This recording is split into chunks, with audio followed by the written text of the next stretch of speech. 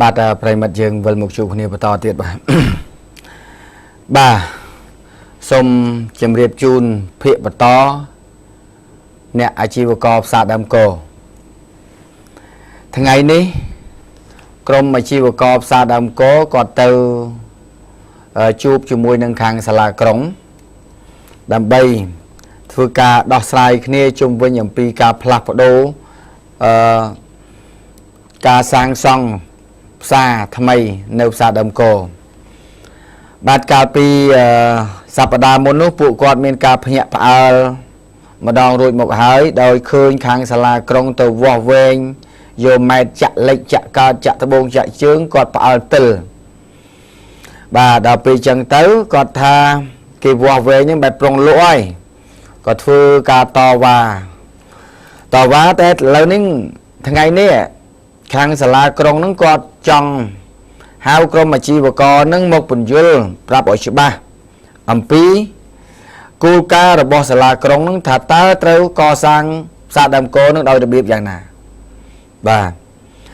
ដោយគាត់លើកដៃការតវ៉ាកាលពីថ្ងៃនោះអញ្ចឹងកាលពីថ្ងៃសប្តាហ៍មុនអញ្ចឹងព្រឹកមិញនេះនៅពេលដែលខាងសាលាក្រុងគាត់ជួបប្រជុំជាមួយនឹងខាងក្រុមអាជីវករផ្សារដើមគោគាត់ជាបឋមគាត់ថាគាត់មិនទទួលយកសំណូមពរការរុះរើតូបរបស់សាលាក្រុងនោះទេបាទគាត់អត់ចង់ទទួលយកពាក្យពេចន៍អស់ហ្នឹងទេអញ្ចឹងអាជីវករទាំងអស់នៅក្នុងផ្សារដើមគោហ្នឹងគាត់ថាមិនព្រមឲ្យអាជ្ញាធរក្រុងភ្នំពេញហ្នឹងធ្វើការសាងសង់ផ្សារថ្មីឡើងវិញទេបាទនេះគាត់ប្រធានផ្សារទេគាត់បញ្យល់ខាងតំណាងបាទគាត់ថាមិនចង់ឲ្យធ្វើអីជួសជុលឲ្យឡើងវិញទេប៉ុន្តែខាងក្រុងព្យាយាមបញ្យល់ថាតាមពិតយើងគម្រោងបែបនេះមិនមែនឲ្យអាជីវករខាតទេអញ្ចឹងហើយអាជីវករថាអត់ខាតមិនតែកណាជួសជុលខាតពេលវេលាគាត់ដែរ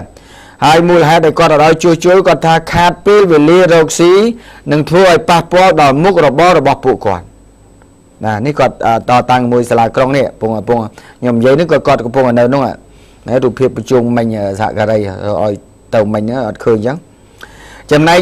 លោកខួងស្រេងអភិបាលរងក្រុងឯនេះវិញបាននិយាយថាគម្រោងអភិវឌ្ឍនេះប្រសិនបើមានការជំទាស់ពីអាជ្ញាធរជំទាស់ពីខាងអាជីវករណាម្នាក់នោះក៏គាត់ខាងសាលាក្រុងក៏មិនធ្វើដែរបាទអញ្ចឹងតើតែមានការឯកភាពគ្នាបាទប៉ុន្តែបើសិនជាការវិនិយោគនោះអាជ្ញាធរផ្ដល់វិញ្ញាបនបត្រនិងយករូបមន្តអនុវត្តដោយផ្សារថ្មីដោយរដ្ឋជាអ្នកវិនិយោគផ្ទាល់មិនឲ្យឯកជនវិនិយោគទេដូចជាផ្សារអូឡ িম্প ិកនិងដូចជាផ្សារអូរស័យកុំឲ្យដូចផ្សារអូឡ িম্প ិកផ្សារអូរស័យបាទព្រោះកាលណាបើសិនជាមិនមែនការវិនិយោគរបស់រដ្ឋអានឹងវាប៉ះពាល់ពួកគាត់បាទប៉ុន្តែសម្រាប់អាជីវករឯនេះវិញតម្រូវឲ្យមានខាងលោកខួងសេងបានលើកឡើងថាអាជីវករឯនេះវិញមិនតម្រូវឲ្យមានការទិញតូបបន្តទេហើយម្ចាស់តូបដែលមានគឺគាត់នៅតែជាម្ចាស់កម្មសិទ្ធិតូបដដែលបន្ថែមបាទហើយអាជ្ញាប័ណ្ណគឺកំណត់ឲ្យបន្ថែមមក2ឆ្នាំនេះអាដាមខួងសេងលោកពយលអាជីវករហើយប្រយោជន៍នឹងគឺទទួលបានផលច្រើនជាងនឹងថែមទៀតនេះខាងសាលាក្រុងពយលគម្រោងវិនិយោគផ្សារនេះដោយបច្ចុប្បន្ននឹងគឺប្រឈមនឹងហានិភ័យច្រើនដែលសាលាក្រុងពយលបាទប្រឈមហានិភ័យច្រើនដូចជាអគ្គិភ័យបាទអបរិស្ថានអាប់អួរបាទកកស្ទះចរាចរណ៍អនាម័យគ្មានសណ្ដាប់ធ្នាប់បាទដែលទាមទារឲ្យមានការកែសម្រួលដោយឡែកខាងសាលាក្រុងបាទក៏បានបញ្ជាក់ដែរថាយើងធ្វើការគម្រោងដែលធ្វើការវិនិយោគផ្សារនេះមិនមែនសម្រាប់តែផ្សារដើមគោមួយទេចុំកន្លែងប្រជុំនៅក្រុងណាហើយសហការីហ្នឹងហើយឃើញដែលរូបភាពបាទអញ្ចឹងចង់បញ្ជាក់ថាការវិនិយោគផ្សារនេះគឺមិនមែនសំដៅទៅលើតែផ្សារដើមគោមួយទេគឺត្រូវធ្វើផ្សារចំនួន mà thấy pram xaនៅក្នុងទីក្រុងភ្នំពេញក្នុងនោះមានជាឧទាហរណ៍ដូចជាផ្សារកដាលច្បារអំពៅផ្សារបឹងគីងកងបាទលាក់ចឹងទៅទួលតពូអីចឹងទៅបាទអញ្ចឹងផ្សារចំនួន25ផ្សេងទៀតដែលនឹងត្រូវធ្វើការវិនិយោគដូច្នេះអាជីវករមិនអាចទប់ស្កាត់នៃការវិនិយោគផ្សារបានទេហើយក៏មិនអាចអនុញ្ញាតឲ្យផ្សារនេះរក្សានៅភាពទ្រង់ទ្រាយរបៀបចាស់ទ្រុឌទ្រោមបានឡើយបាទអញ្ចឹងសូមខាងក្រមអាជីវករសូមជ្រាបជាព័ត៌មានដែរណាឥឡូវនេះខាងក្រុងគេសន្យាថាអត់ឲ្យអ្នកដែលមានតូបស្លាប់នៅក្នុងនោះអត់មានតម្រូវឲ្យទិញទេហើយមានទាំងបន្ថែមអាណត្តិហ្នឹងគឺ2ឆ្នាំបន្ថែមទៀតបាទហើយយើងត្រូវពិនិត្យមើលទាំងអស់គ្នាដើម្បីកុំឲ្យថាតើនៅពេលដែលចាប់ផ្ដើមស្ថាបនាផ្សារថ្មីតើវាផលប៉ះពាល់សម្រាប់ប្រជាពលរដ្ឋជាអាជីវករហ្នឹងអីខ្លះឲ្យគាត់ខាតបង់អីខ្លះអញ្ចឹងបើពលរដ្ឋស្វែងយល់ថាយើងអត់ខាតបង់អីទេហើយវាអាចធ្វើឲ្យផ្សារកន្លែងលក់របស់យើងមានសណ្ដាប់ធ្នាប់មិនអាចទៅនៅកត្រេកកត្រាអញ្ចឹងរហូតបានទេណាអញ្ចឹងបងប្អូនទៅពិចារណាដែរតែក៏យើងទៅមើលដែរថាតើអាជ្ញាធរហ្នឹងនៅពេលដែលចាប់ដើមសាងសង់ផ្សារថ្មីបងប្អូនខាតធំឬក៏ខាតតិចបាទមិនមែនទៅគ្រប់គ្រងអ្នកដែលកេងចំណេញលើបងប្អូនអាជីវករផ្សារទេប៉ុន្តែបងប្អូនត្រូវតែគិតការវិវត្តរបស់សង្គមរបស់យើង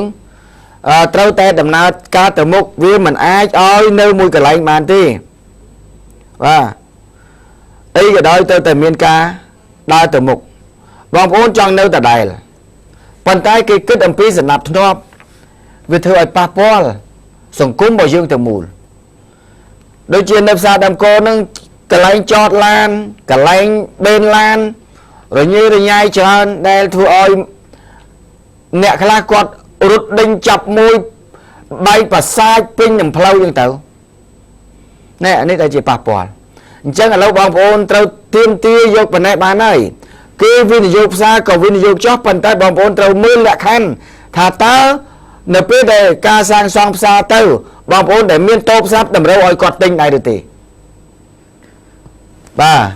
ហើយនៅពេលដែលគេកំពុងសាងសង់ផ្សារបងប្អូនទៅលក់កន្លែងណាបងប្អូនបើមើលឃើញថាវាជាដំណោះស្រាយមួយល្អសម្រាប់យើងទៅហើយទទួលយកទៅការវិនិយោគផ្សារថ្មីបាទដោយបើសិនជាយើងមើលទៅថាឃើញវាមិនអត់មានអីដែលយើងទៅខាតបាទព្រោះយើងមិនអាចនៅលក់របៀបអញ្ចឹងបានទេបាទយល់បងប្អូនទៅយល់អស់នឹងដែរបាទប៉ុន្តែមិនមែនយល់ដោយសារឃើញកន្លែងណាខាតនៅតែយល់ទេយល់ឃើញកន្លែងចំណេញយល់ឃើញកន្លែងអភិវឌ្ឍកន្លែងលក់នឹងមានសុខភាពណាមិនឃើញខាតជាតែយល់ឲ្យយល់មិនមែនទេមិនជំរុញឲ្យបងប្អូនទៅយកកន្លែងចំណុចខាតជាទទួលតាមគេអត់ធម្មតាទេតែកាលណាគេវិនិយោគវាមិនដែលអ្នកទៅវិនិយោគគេទៅខាតបានគេទៅធ្វើទេវាចំណេញហើយប៉ុន្តែកុំឲ្យចំណេញខ្លាំងពេកកុំគេហៅថាចំណេញជន់កជីវករតែប៉ុណ្ណឹងតាបាទអញ្ចឹងបងប្អូនអ្នកសាជីវករពិនិត្យមើលនឹងឡើងវិញណាកុំឲ្យដាច់អហង្ការថាយើងបដិសេធមិនឲ្យធ្វើថ្មីបដិសេធមិនឲ្យធ្វើថ្មីអត់ទេខុសយើងវិញហើយបាទកុំចឹងអីមើល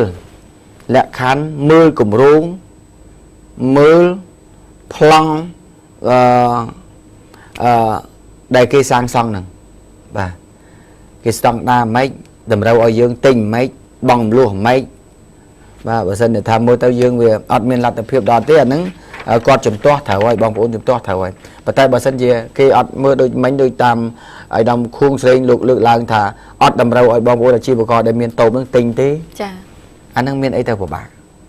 ដែលគេធ្វើថ្មីបាទសម្រាប់សុខភាពក្រុងទាំងមូលបើយើងទុកឲ្យកន្លែងភក់ជ្រាបនឹងដល់ណាអត់ទេណាបាទនេះរឿងរ៉ាវផ្សារដើមកោសូមជម្រាបប៉ុណ្ណឹងហើយសូមជម្រាបជូនរឿងមួយកាលពីម្សិលមិញនៅប៉ោយប៉ែតឯណោះគឺមានរឿងមួយរឿងឡានមួយដែលស្លាកលេខថៃ ហើយចូលទឹកដីខ្មែរដែលធ្វើឲ្យគយហ្នឹងគាត់ដែលធ្វើឲ្យគយគាត់សង្ស័យឡានហ្នឹងក៏គាត់ខាត់ឡានហ្នឹងមករយៈដោយសារតែឡាននេះឡានស្លាកលេខថៃតែចូលមកដីខ្មែរដែលខាងគយនេះមុនដំបូងគាត់ចាប់អារម្មណ៍ថាឡាននេះគឺដឹកភ្ញៀវចូលលេងកាស៊ីណូ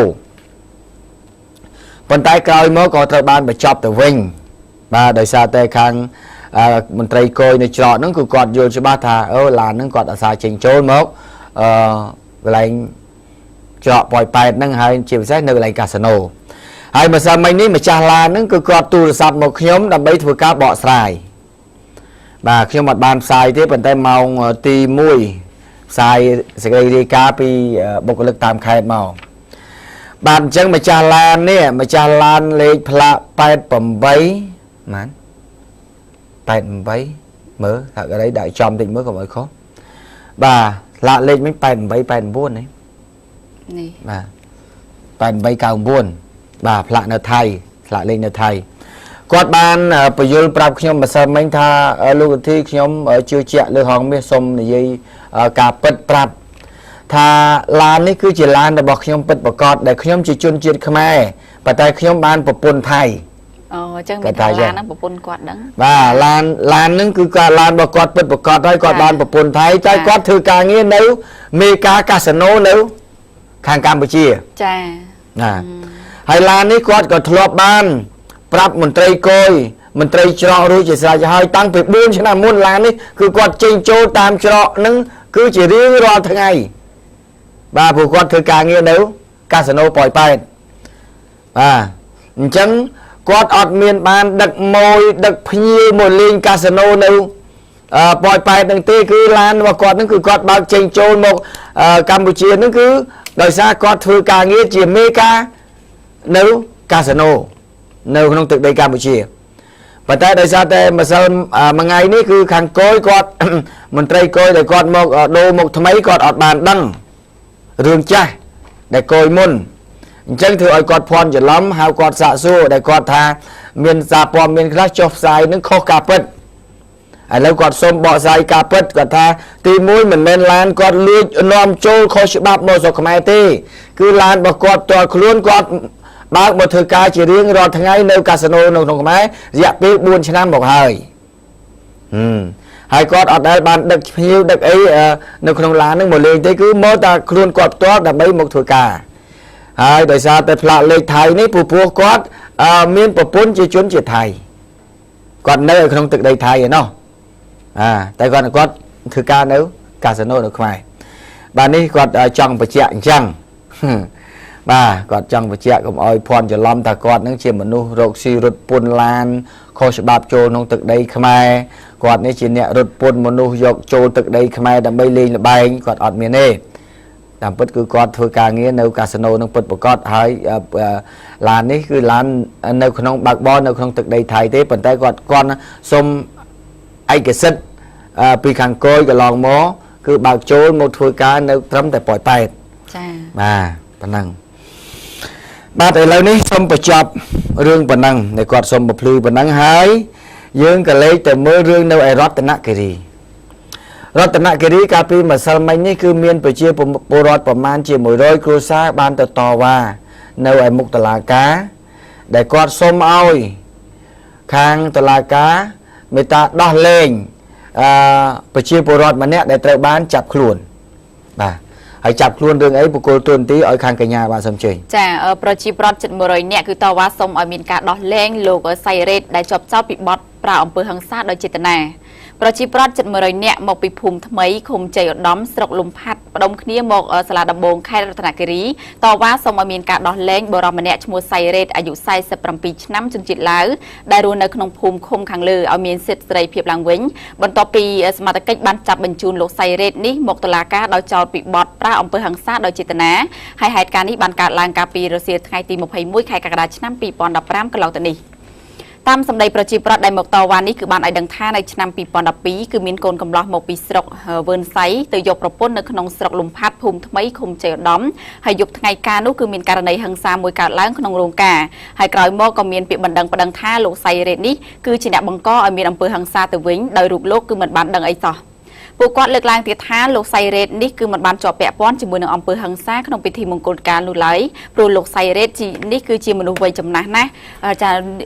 ព្រោះលោកសៃរ៉េតនេះគឺជាមនុស្សវ័យចំណាស់ណាស់ហើយណាមួយគាត់គឺជាមនុស្សស្លូតបូតទៀត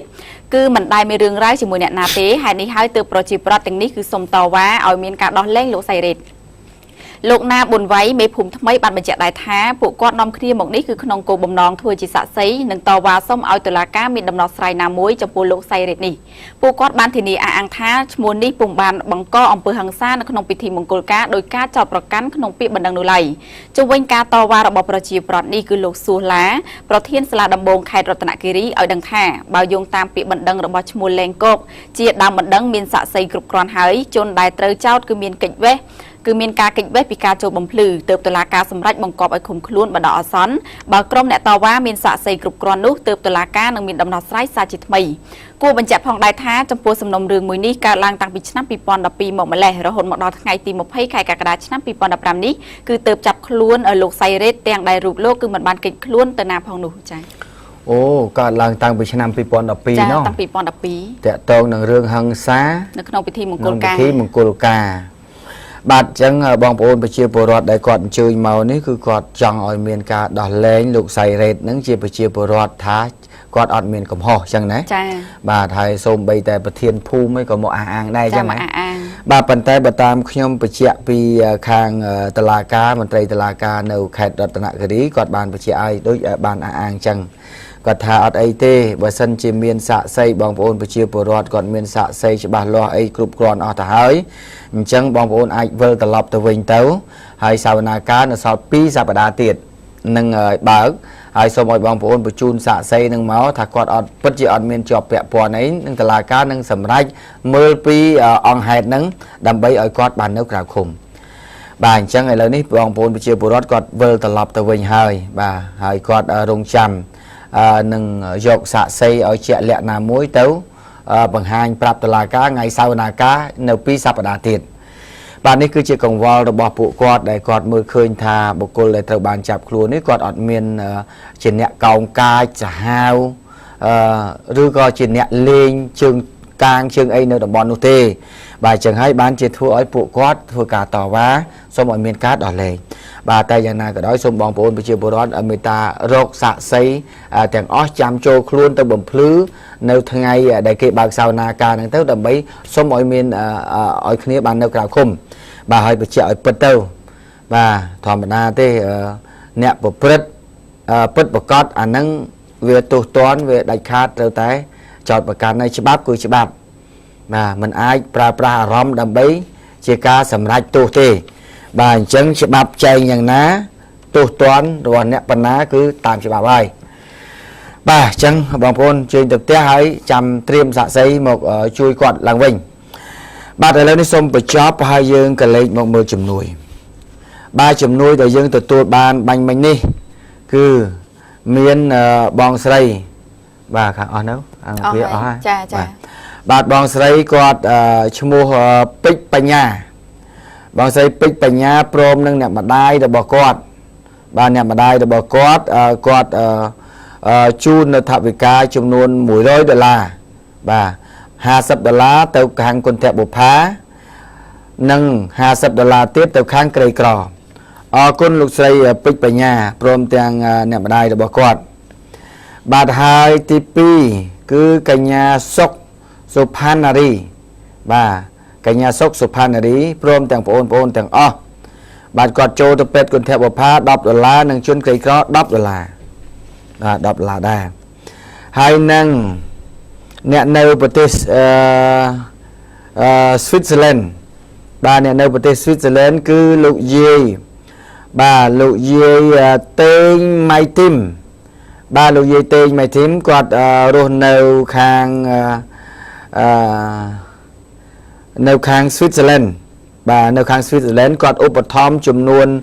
$100សហរដ្ឋអាមេរិកសម្រាប់ទៅអ្នកក្រីក្របាទសម្រាប់ក្រីក្រនេះអរគុណលោកយាយតេងម៉ៃធីមបាទតេងម៉ៃធីមបាទដែលឧបត្ថម្ភមកតាមរយៈនេះផ្ដល់មកតាមវិញខ្ញុំអត់ទាន់បានបើកទេប៉ុន្តែគាត់ខ្ញុំទទួលបានលេខកូដវិញហើយបើកថ្ងៃនេះហើយបាទហើយសូមបញ្ជាក់ថាតកតងនឹងជំនួយដែលយើងចែកនៅកន្លែងស្ថានីយ៍គឺយើងជំនួយនេះគឺយើងអស់ហើយឃើញលោកប្រិមិត្តបងប្អូនដែលគាត់មកស្ថានីយ៍គឺខាងខ្ញុំគ្មានទេប៉ុន្តែជំនួយដែលខ្ញុំត្រូវទៅដល់ឯផ្ទះតែម្ដងនៅឯមូលដ្ឋានតែម្ដងគឺខ្ញុំបន្តចុះទៅពីព្រោះនៅកន្លែងស្ថានីយ៍យើងខ្លាចយកទៅវាអត់ចំគោលដៅដែលគិតថាបងប្អូនដែលនៅឯមូលដ្ឋាននោះជួនកាលពេលខ្លះគាត់មកគ្រួសារលេងមក3អីចឹងទៅហើយខ្ញុំពេលខ្លះឲ្យគាត់បានមកលេងពួយអ្នកខ្លះលេងពួយអាទិត្យមុនបានហើយមកអាទិត្យនេះមកទៀតអាទិត្យនេះមកទៀតមកមុខដដែលខ្ញុំមិនទទួលបានខ្ញុំមានលុយមានជំនួយមានអីណាឲ្យបាទដល់ពេលឲ្យអញ្ចឹងវាបានបន្តិចទេប៉ុន្តែដល់ពេលមកអញ្ចឹងខ្ញុំមិនទៅមានអីឲ្យបាទនេះចង់ជម្រាបជូនតកតងអំពីបញ្ហាជំនួយហើយក៏អរគុណចំពោះម្ចាស់ជំនួយផងដែរដែលតែងតែផ្ដល់នៅជំនួយបន្តបន្ទាប់មកដល់ស្ថានីយ៍ខ្ញុំបាទដើម្បីឲ្យខ្ញុំមានឱកាសផ្ដល់យកជំនួយទាំងអស់នេះដល់បងប្អូនប្រជាពលរដ្ឋក្រីក្រទោះបីតិចក្តីច្រើនក្តីគឺខ្ញុំត្រូវតែផ្ដល់ជូនទៅដល់ពួកគាត់ដែលជាអ្នកដែលក្រីក្រពិតប្រាកដបាទនេះគឺដែលជំនួយទាំងអស់នេះហើយដែលខ្ញុំបាន